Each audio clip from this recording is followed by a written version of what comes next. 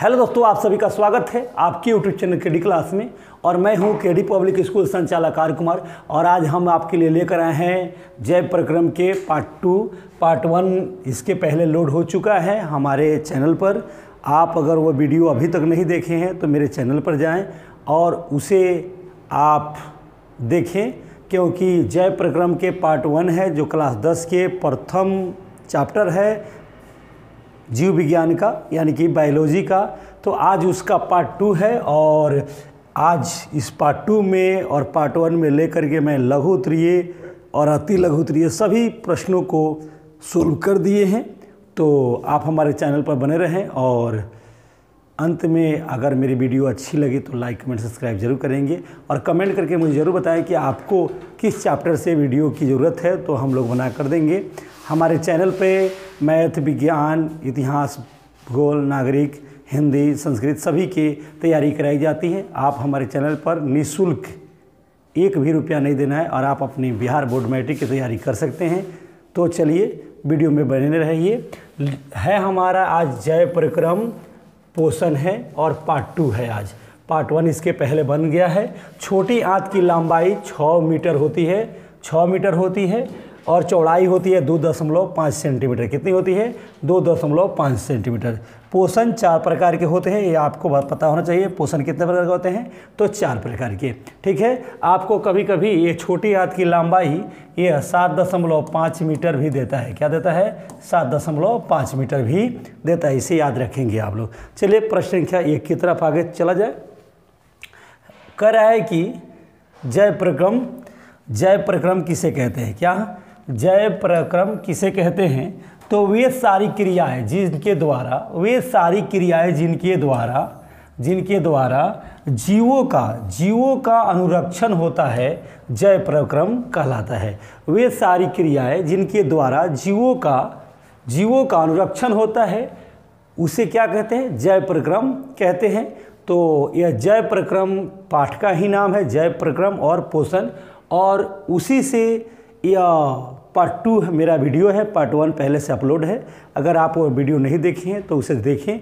आपको इस चैप्टर की पूरी सवाल आज वाली वीडियो और पिछले वालों में पूरी चैप्टर क्लियर हो जाएगा। तो जय प्रक्रम किसे कहते हैं? वे सारी क्रियाएं जिनके द्वारा जीवों का संरक्षण होता है, उसे जय प्रक्रम कहते हैं। चलिए अगला सवाल है आपका।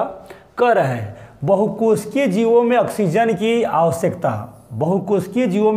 आवश्यकता विसरण द्वारा क्यों नहीं पूरी हो पाती है? पूछ रहा है बहुकोशिकीय जीवों में ऑक्सीजन की पूर्ति आवश्यकता चाहे विसरण द्वारा क्यों पूर्ति नहीं हो पाती है? तो आप जवाब देंगे कि बहुकोशिकीय जीवों का शरीर के अंग जटिल होते हैं। क्या होते हैं? बहुकोशिकीय जीवों का शरीर के अंग क्या होते हैं? बहुत जटिल होते हैं तथा सारी कोशिकाएं सीधे पर्यावरण के संपर्क में रहती है। क्या होती है? सारी कोशिकाएं सीधे पर्यावरण के संपर्क में रहती है। इसी कारण है कि ऑक्सीजन की आपूर्ति विसरण द्वारा संभव नहीं होती है। क्या होती है?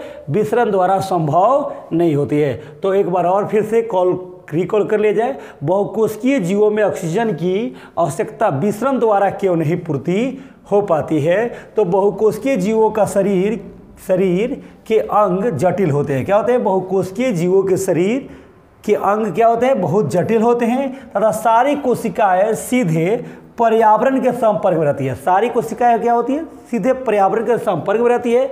इसी कारण ऑक्सीजन की आपूर्ति विसरण द्वारा संभव नहीं होती है। आपका जवाब होगा और आप इसे बढ़िया से याद करें। चलिए अगला क्वेश्चन है आपका। नेक्स्ट क्वेश्चन, जीवों में पोषण की प्रमुख 2 विधियां कौन कौन सी है? पूछ रहा है क्वेश्चन, जीवों में पोषण की 2 प्रमुख विधियां कौन कौन सी है? तो जीवों में पोषण की 2 विधियां हैं। एक का नाम है स्वपोषण और दूसरा का नाम है परपोषण। चलिए अगले सवाल को देखा जाए।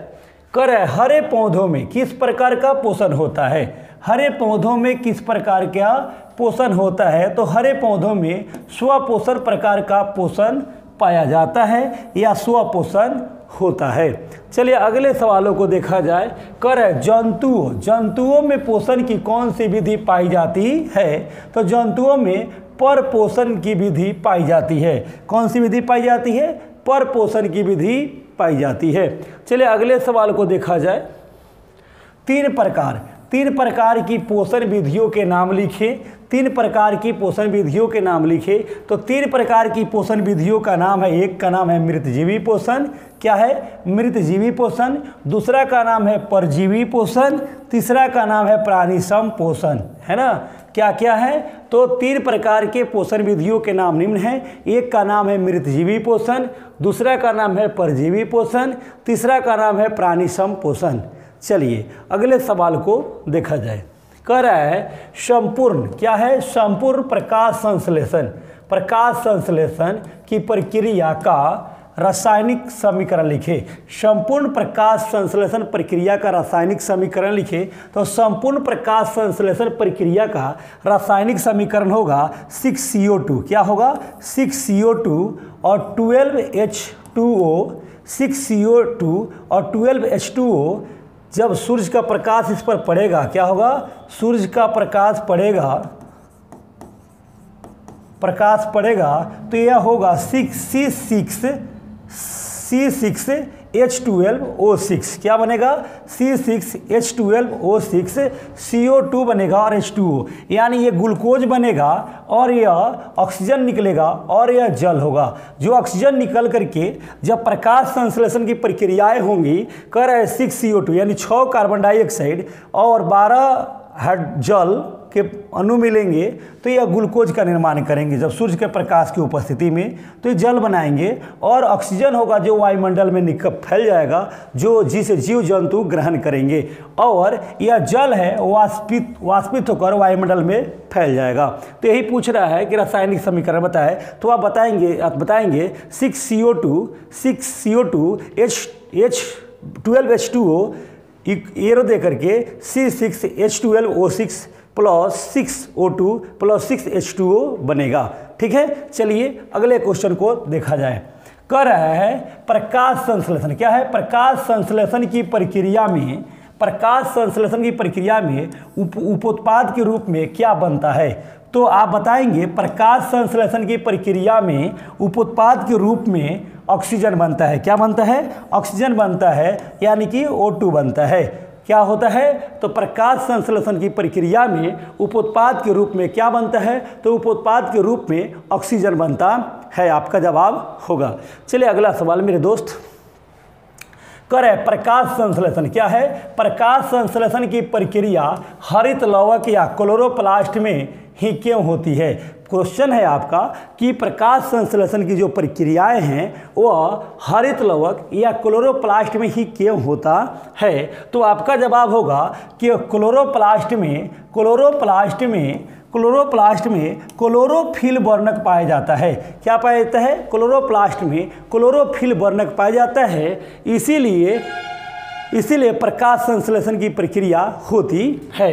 क्वेश्चन था प्रकाश संश्लेषण प्रक्रिया हरित लवक या क्लोरोप्लास्ट में ही क्यों होती है। तो क्लोरोप्लास्ट में क्लोरोफिल वर्णक पाया जाता है, जिसके वजह से प्रकाश संश्लेषण की प्रक्रिया होती है। क्या पाया जाता है, क्लोरोफिल वर्णक पाया जाता है। चलिए अगला सवाल मेरे दोस्त है, कर प्रकाश संश्लेषण प्रक्रिया, क्या है, प्रकाश संश्लेषण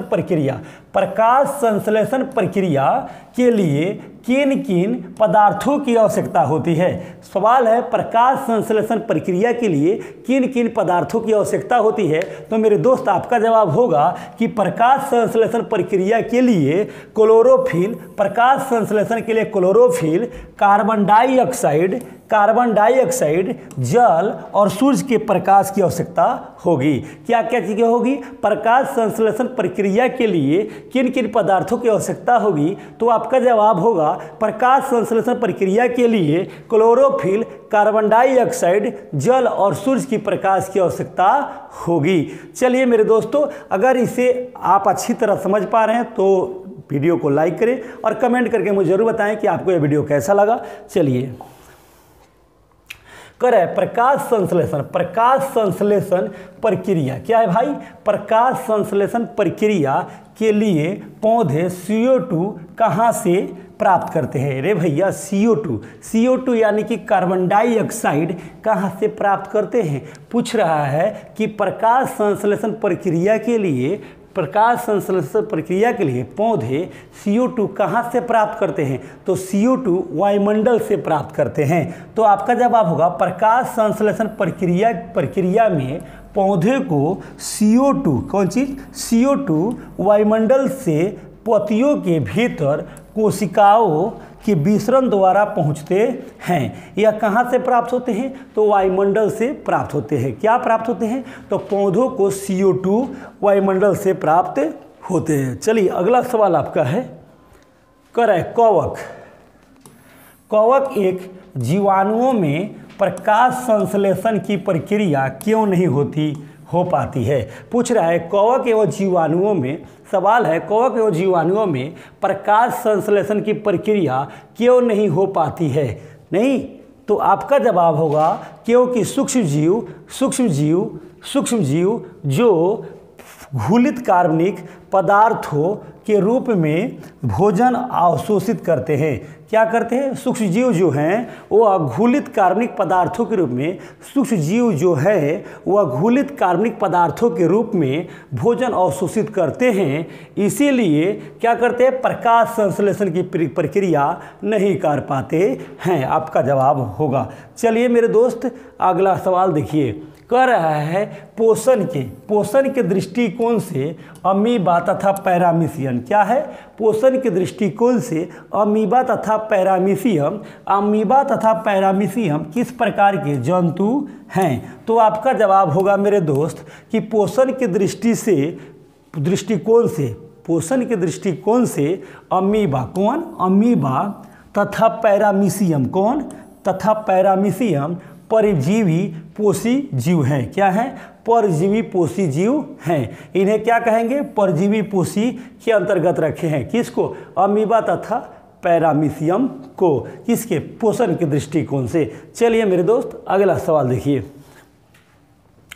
करें मनुष्य का आहार नाल कौन कौन से मुख्य भागों में बांटा होता है? क्या है? मनुष्य के आहार नाल कौन कौन से मुख्य भागों में बटे होते हैं? तो आपका जवाब होगा मेरे दोस्त कि मनुष्य के आहार नाल आमाशय, पकवाशय, पित्ताशय, छोटी आंत, बड़ी आंत आदि में बांटा होता है।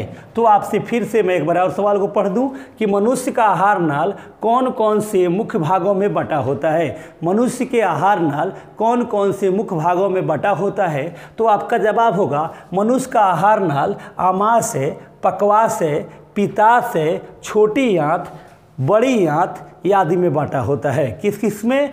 आमाशय, पकवाशय, पित्ताशय, छोटी आंत, बड़ी आंत आदि में बांटा होता है। चलिए अगला सवाल मेरे दोस्त, ग्रासनी में स्थित दो छिद्रों के नाम बताएं। क्या बताएं? ग्रासनी में स्थित दो छिद्रों के नाम बताएं। छिद्रों के, किसके? दो छिद्रों के नाम पूछ रहा है। तो ग्रासनी में स्थित दो छिद्रों के नाम है, एक का नाम है निगल द्वार। क्या है? निगल द्वार। एक का नाम है निगल द्वार, दूसरा का नाम है कंठ द्वार। क्या है? एक का नाम है निगल द्वार, दूसरा का नाम है कंठ द्वार। तो आप देख रहे होंगे ग्रासनी में स्थित दो छिद्रों के नाम निम्न हैं। कौन कौन? एक का नाम है निगल द्वार, दूसरा का नाम है कंठ द्वार है। ठीक है, तो चलिए अगले सवालों को देखा जाए। कर है मनुष्य में पाचन आहार नाल के किस भाग में से शुरू होता है? मनुष्य में पाचन आहार नाल के किस भाग से शुरू होता है? तो आपका जवाब होगा मेरे दोस्त कि मनुष्य में पाचन आहार नाल के मुख से शुरू होता है। कहाँ से शुरू होता है? तो मुख से शुरू होता है, मुंह से शुरू होता है। कहाँ से? मनुष्य में पाचन आहार नाल के कहाँ से शुरू होता है? तो मुंह से शुरू होता है। आपका जवाब होगा। चलिए मेरे दोस्त अगला सवाल देखा जाए। करें मनुष्य के आहार नाल के किस भाग में पचे हुए भोजन का अवशोषण होता है? यहाँ पर छूट गया है, यहाँ पर होगा पचे हुए। क्या होगा? पचे हुए भोजन का अवशोषण होता है। तो पूछ रहा है मनुष्य के आहार नाल के किस भाग में पचे हुए भोजन का अवशोषण होता है? मनुष्य के आहार नाल के किस भाग में पचे हुए भोजन का अवशोषण होता है? तो आपका जवाब होगा मनुष्य के, क्या होगा जवाब आपका, कि मनुष्य के आहार नाल की छोटी आंत में पचे हुए भोजन का अवशोषण होता है। तो आपसे पूछा जाएगा मनुष्य के आहार नाल में पचे हुए भोजन का अवशोषण कहाँ होता है? तो आपका जवाब होगा छोटी आंत में। कहाँ होता है? तो आप जवाब देंगे छोटी आंत में होता है। कहाँ होता है? छोटी आंत में होता है मेरे दोस्त, आप आसानी से जवाब दे पाएंगे। चलिए अगले सवाल को देखा जाए। कह रहा है क्लोरोफिल, क्या है? क्लोरोफिल वर्णक कहाँ पाया जाता है?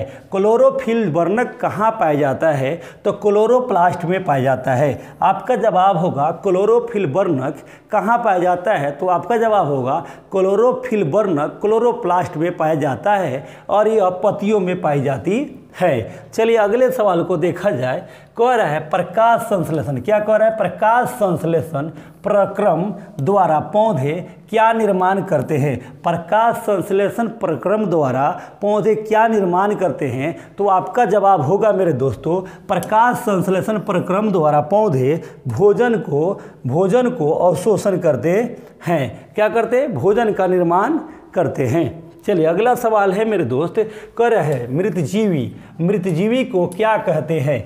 मृतजीवी को क्या कहते हैं? मृतजीवी किसे कहते हैं? जो मृत जीव जंतुओं से अवशोषित पदार्थों को अवशोषित करके अपना जीवन यापन करते हैं, उन्हें मृतजीवी कहते हैं। जैसे क्या होता है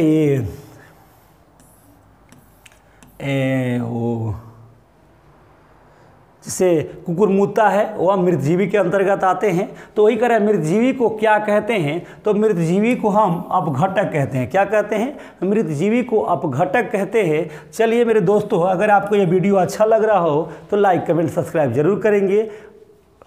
चलिए अगला सवाल देखिए। अगला सवाल है मेरे दोस्त, कह रहा है जिस जीव के शरीर से परजीवी अपना भोजन प्राप्त करते हैं वे क्या कहलाते हैं? जिस जीव के शरीर से परजीवी अपना भोजन प्राप्त करते हैं वे क्या कहलाते हैं? तो उत्तर होगा उन्हें हम पोषी कहते हैं। क्या कहते हैं? पोषी कहते हैं। चलिए अगले सवाल की तरफ।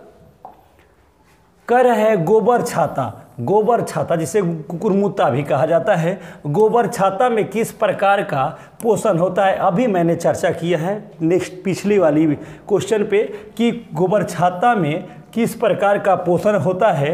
तो गोबर छाता में मृतजीवी पोषण होता है। किस प्रकार का पोषण होता है? तो मृतजीवी पोषण होता है। चलिए अगले सवाल को, पत्तियों का कौन सा अंग CO2 युक्त वायु का प्रवेश द्वार है? पूछ रहा है पत्तियों का कौन सा अंग CO2 युक्त वायु का प्रवेश द्वार है? तो यह है क्लोरोफिल या हरित लवक होता है। क्या होता है? क्लोरोफिल या हरित लवक होता है। कह रहे पत्तियों का कौन से अंग CO2 युक्त वायु का प्रवेश द्वार होता है? तो वह होता है क्लोरोफिल या हरित लवक होता है। आपका जवाब होगा। चलिए अगला सवाल है आपका, कह रहा है 24 नंबर, पोषण की दृष्टि से जंतुओं को क्या कहा जाता है? पोषण की दृष्टि से जंतुओं को क्या कहा जाता है? तो पोषण की दृष्टि से जंतुओं को परपोषी कहा जाता है। आपका जवाब होगा परपोषी कहा जाता है। क्या कहा जाता है? परपोषी कहा जाता है। जंतुओं को पोषण की दृष्टि से क्या कहा जाता है? तो आपका जवाब होना चाहिए परपोषी होता है। चलिए मेरे मित्र आगे की तरफ चला जाए। करे अमीबा में भोजन का पाचन कहाँ होता है? तो अमीबा में भोजन का पाचन कहाँ होता है? सवाल पूछ रहा है अमीबा में भोजन का पाचन कहाँ होता है? तो मेरे मित्र आप अवश्य बताएंगे अमीबा में भोजन का पाचन रसधानी से होता है। कहाँ से होता है?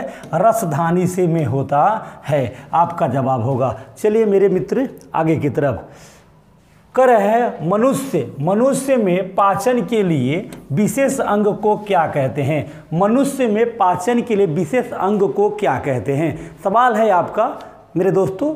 आपका अगला सवाल है मनुष्य में पाचन के लिए विशेष अंग को क्या कहते हैं? तो विशेष अंग को हम आहार नाल कहते हैं। क्या कहते हैं? आहार नाल कहते हैं। मनुष्य में पाचन के लिए विशेष अंग होते हैं जिसे हम आहार नाल कहते हैं। आपका जवाब होगा। चलिए अगले सवाल की तरफ देखा जाए। कर है मनुष्य के जीभ के ऊपरी सतह पर पाई जाने वाली संरचना को क्या कहते हैं? मनुष्य के जीभ के ऊपरी सतह पर पाई जाने वाली संरचना को क्या कहते हैं? आपने किसी के मनुष्य के जीभों को देखे होंगे। वह जीभ इस प्रकार का होता है और उस पर देखिएगा छोटा छोटा दाना की तरह रहता है। इसे स्वाद कलिकाएँ कहते हैं। क्या कहते हैं? स्वाद कलिकाएँ कहते हैं। क्या कहते हैं? स्वाद कलिया या स्वाद कलिकाएँ भी कहते हैं। आपका जवाब होगा उसे स्वाद कलिकाएँ कहते हैं या स्वाद कलिया कहते हैं। अगला सवाल है मेरे दोस्त, कर मुख गुहा। कहा? मुँह गुहा से भोजन कहाँ पहुँचता है? मुख गुहा से भोजन कहाँ पहुँचता है? तो ग्रास नली में पहुँचता है। मुख गुहा से भोजन कहाँ पहुँचता है? तो ग्रास नली में पहुँचता है। चलिए मेरे प्यारे मित्र आगे की तरफ। कर मुख गुहा से भोजन कहाँ पहुँचता है? तो यह ग्रास नली में पहुँचता है। कर ग्रास नली की दीवार में तरंग की तरह होने वाला संकुचन होना चाहिए भैया। यहाँ संकुचन एवं फैलाव सिकुड़न, ठीक है था? सिकुड़न ठीक है, सिकुड़न ठीक था। कर ग्रास नली की दीवार में तरंग की तरह सिकुड़न, क्या है? सिकुड़न तथा फैलाव को क्या कहते हैं? तो इसे क्रामाकुंचन कहते हैं। क्या कहते हैं? क्रामाकुंचन कहते हैं। चलिए अगला सवाल है मेरे दोस्त। कर भोजन में मौजूद प्रोटीन को पेप्टोन में कौन सा एंजाइम परिवर्तित करता है? भोजन में मौजूद प्रोटीन को पेप्टोन में कौन सा एंजाइम परिवर्तित करता है? सॉरी, तो यह है पेप्सिन है। क्या है? पेप्सिन है जो प्रोटीन को पेप्टोन में बदल देता है। कौन है? पेप्सिन है जो प्रोटीन को पेप्टोन में बदल देता है। चलिए अगला क्वेश्चन है, आहार नाल के सबसे लंबे भाग को क्या कहते हैं? चलिए मेरे दोस्तों, आहार नाल के सबसे लंबे भाग को क्या कहते हैं? तो इसे हम कहते हैं छोटी आंत। कौन नहीं जानता है कि छोटी आंत होता है? मनुष्य के आहार नाल के सबसे लंबे भाग को क्या कहते हैं? छोटी आंत कहते हैं। और इसकी लंबाई कितनी होती है? तो कहीं आपको 6 मीटर दिखाई देगा तो कहीं 7.5 मीटर भी दिखाई देगा। और चौड़ाई की बात अगर हम लोग कर दें, यह लंबाई है भैया। अगर चौड़ाई की बात कर दें तो चौड़ाई होती है 2.5 cm होता है। इसे भी आप बहुत बारीकी से याद रखेंगे। चलिए अगला सवाल है मेरे दोस्त।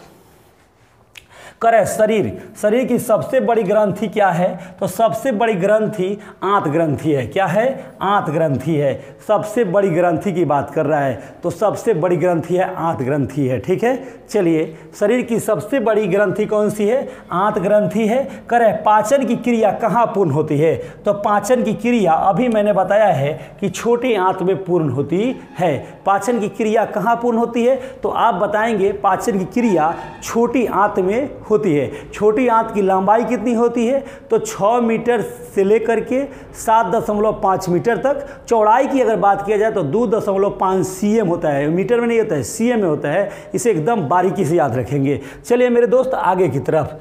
कर रहा है छोटी आंत एवं बड़ी आंत के जोड़ पर। छोटी आंत, क्या? छोटी आंत एवं बड़ी आंत की जोड़ पर। किस पर? बड़ी आंत की जोड़ पर अवस्थित नली को क्या कहते हैं? छोटी आंत और बड़ी आंत की जोड़ पर अवस्थित नली को क्या कहते हैं? तो मेरे दोस्त आप आसानी से बताएंगे कि इसे हम सिक्कम कहते हैं। क्या कहते हैं? सिक्कम कहते हैं। छोटी आंत और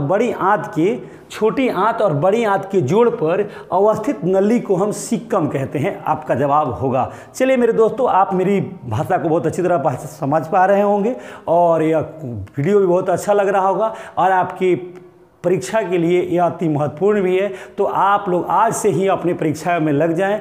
आज ही समझें कि कल आपकी परीक्षा है और अपनी परीक्षा की तैयारी करें, अपनी पढ़ाई को तैयारी करें और आप हमारे चैनल के माध्यम से सभी विषयों की तैयारी कर पाएंगे। तो चलिए आप वीडियो में बने रहें अंत तक, और अंत में आप मुझे कमेंट करके बताएंगे कि आप इसमें से कितने सवालों का आंसर जानते थे। तो कमेंट करके मुझे ज़रूर बताएंगे कि सर इसमें से इतने सवालों का आंसर मैं जानता था।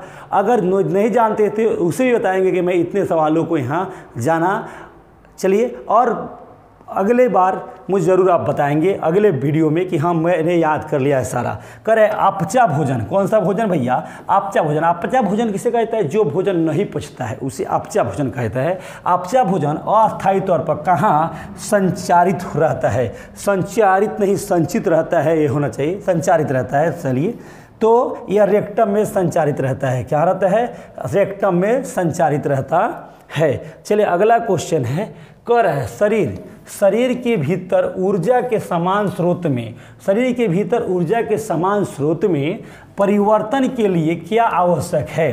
तो स्रोत के विघटन या निर्माण की आवश्यकता होती है। क्या होती है? स्रोत के विघटन और निर्माण की आवश्यकता होती है। आपका जवाब होगा, करे 2 बाह्य परजीवियों के नाम लिखिए। 2 बाह्य परजीवी के नाम पूछ रहा है। अंतः परजीवी भी होता है और बाह्य परजीवी होता है। अंतर परजीवी कहा जाता है जो शरीर के अंदर रहते हैं, और बाह्य परजीवी हैं जो शरीर के बाहर रहते हैं। तो पूछ रहा है 2 बाह्य परजीवी, 2 बाह्य परजीवी को नाम लिखे। तो 2 बाह्य परजीवी के नाम है, एक का खटमल, दूसरा का नाम है जू। क्या नाम है? खटमल और जू। ठीक है, ये 2 बाह्य परजीवी होते हैं। चलिए अगला सवाल है मेरे दोस्त, करे भोजन क्या है? भोजन क्या है?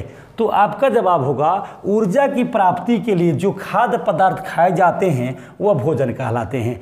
ऊर्जा की प्राप्ति के लिए जो खाद्य पदार्थ खाए जाते हैं उन्हें हम भोजन कहते हैं। अमीबा में किस प्रकार का पाचन होता है? तो अभी मैंने बताया अमीबा में अंतःकोशिकीय प्रकार का पाचन होता है। किस प्रकार का होता है? अमीबा में अंतःकोशिकीय प्रकार का पाचन होता है। आपका जवाब होगा, पूछ रहा है अमीबा में किस प्रकार का पाचन होता है? तो आपका जवाब होगा अमीबा में अंतःकोशिकीय प्रकार का पाचन होता है। आपका जवाब सही होगा। चलिए मेरे दोस्तों, अगर आप मेरी वीडियो से संतुष्ट हैं तो ज़रूर लाइक करेंगे, अपने मित्रों में भी शेयर करेंगे।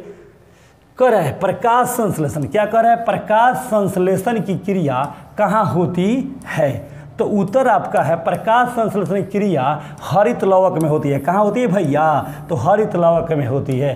प्रकाश संश्लेषण प्रक्रिया कहाँ होती है? तो आपका जवाब होगा प्रकाश संश्लेषण की प्रक्रिया हरित लवक में होती है। कहाँ होती है? हरित लवक में। चलिए अगला 40 नंबर क्वेश्चन आ गया। स्थलीय पौधे मिट्टी से किन पदार्थों को प्राप्त करते हैं? स्थलीय पौधे, कौन सा पौधे? स्थलीय पौधे मिट्टी से किन पदार्थों को प्राप्त करते हैं? नहीं, क्वेश्चन है स्थलीय पौधे मिट्टी से किन किन पदार्थों को प्राप्त करते हैं? तो आपका जवाब होगा कि स्थलीय पौधे मिट्टी से नाइट्रोजन, क्या? नाइट्रोजन, फास्फोरस, लोहा, मैग्नीशियम तथा अन्य पदार्थ भी प्राप्त करते हैं। चलिए अगला सवाल है आपका, कर है उन जीवों के उदाहरण दीजिए। कौन सा? उन जीवों के उदाहरण दीजिए जो अन्य जीवों को मारे बिना ही उनसे पोषण प्राप्त कर लेते हैं। तो यह है अमरबेल है। क्या है? अमरबेल है, आर्किड जू है, और लीच हैं, फीता कृमि हैं इत्यादि हैं जो मारे बिना ही अपना भोजन प्राप्त कर लेते हैं। अगला सवाल मेरे दोस्त, कर है विषम पोषियों में पोषण की विधि किस आधार पर भिन्न होती है? विषम पोषियों में पोषण की विधि किस आधार पर भिन्न होती है? तो आपका जवाब होगा कि भोजन के स्वरूप, किसके? भोजन के स्वरूप और उपलब्धता के आधार पर भिन्न होती है। किस पर? भोजन के स्वरूप और उपलब्धता के आधार पर भिन्न होती है। चलिए, कर है लार में कौन सा एंजाइम विद्यमान होता है? लार में कौन सा एंजाइम विद्यमान होता है? लार में कौन सा एंजाइम विद्यमान होता है? तो लार में एमाइलेस होता है। क्या होता है? एमाइलेस होता है। लार में कौन सा एंजाइम विद्यमान होता है? तो लार में एमाइलेस विद्यमान रहता है। चलिए अगला क्वेश्चन है मेरे दोस्त 40 नंबर, कर है कौन सा एक कोशिकीय जीव एक कौन सा एक कोशिकीय जीव एक विशिष्ट स्थान से भोजन ग्रहण करते हैं? कौन सा एक कोशिकीय जीव विशिष्ट स्थान से भोजन ग्रहण करते हैं? तो वह है हमारा पैरामीशियम है। कौन है? पैरामीशियम है। कह रहे हैं मुंह से भोजन आमाशय तक किसके द्वारा ले जाया जाता है? पूछ रहा है मुंह से भोजन आमाशय तक किसके द्वारा ले जाया जाता है? तो मेरे मित्र आपका जवाब होगा मुंह से भोजन आमाशय तक ग्रासिक या ईसोफेगस के द्वारा ले जाया जाता है। भोजन को ग्रासिक या ईसोफेगस के द्वारा ले जाया जाता है। चलिए अगला सवाल मेरे दोस्त, कह रहा है किन प्राणियों को लंबी क्षुद्रांत की आवश्यकता होती है? पूछ रहा है, दो आवश्यकता हो गया है, इसे आप काट दें। कह रहा है किन प्राणियों को लंबी क्षुद्रांत की आवश्यकता होती है? तो आपका होगा घास खाने वाले शाकाहारियों। किसे लंबी क्षुद्रांत की आवश्यकता है? तो घास खाने वाले शाकाहारियों को सेलुलोज पचाने के लिए लंबी क्षुद्रांत की आवश्यकता होती है। अब सेलुलोज क्या होता है? तो ये सेलुलोज होता है जो स्तनधारी जंतु होते हैं उनमें ही सेलुलोज पाया जाता है। अब सेलुलोज का कारण क्या होता है कि ये लोग भोजन को, जैसे घास खाने वाले जंतु होते हैं, वो लोग क्या करते हैं कि घास, जैसे आपकी गैया है, आपकी भैंसिया है, आपकी बकरियां है, तो क्या करती है घास जब चरने जाती हैं तो वो हम लोग जैसा चबा कर नहीं रखती हैं, वह काट कर अपने पेटों को भर लेती हैं। और जब वह पेट भर जाता है तो अस्थिर से बैठते हैं, तो वह पगड़ी चला कर रहते हैं करके पोगरी चला करके फिर उस अपने पेट से मुख में निकालते हैं और सेलुलोज के कारण उनका आ जाता है और फिर उसे चबा कर पूरी अस्थिर से भेज देते हैं अंदर, जिससे उनकी पाचन पूर्ण रूप से हो पाती है। तो यह सेलुलोज का मतलब होता है, सेलुलोज है यह उन लंबी क्षुद्रांत वाले जंतुओं में ही पाए जाते हैं, जैसे गाय, भैंस, बकरी, इन लोगों में पाए जाते हैं। चलिए अगला सवाल मेरे दोस्तों, करें उन जीवों, किन जीवों को भाई? उन जीवों को उदाहरण दीजिए जो अन्य जीवों को मारे बिना ही उनसे पोषण प्राप्त कर लेते हैं। तो यह है अमरबेल, अभियु है, आर्किड जू है, लीज है और फीता कृमि है और इत्यादि हैं। इनसे बात आपकी हो चुकी है। कह रहा है कि स्थलीय पौधे मिट्टी से किन पदार्थों को प्राप्त करते हैं? तो चलिए फिर से रिपीट हो गया है सवाल। तो मेरे दोस्तों अगर ये वीडियो आपको अच्छा लगा हो तो लाइक, कमेंट, सब्सक्राइब जरूर करेंगे और अपने दोस्तों में शेयर जरूर करेंगे। और आप अगर क्लास 10 की तैयारी करते हैं तो आप ज़रूर मुझे कमेंट करके बताएंगे कि हाँ सर मेरा आज इतना सवाल सही हुआ है और इतने सवाल सही नहीं हुआ है। तो मैं आपके कमेंट का इंतजार करूँगा। चलिए मिलते हैं नेक्स्ट वीडियो में नेक्स्ट दिन। तब तक के लिए धन्यवाद। जय हिंद, जय भारत।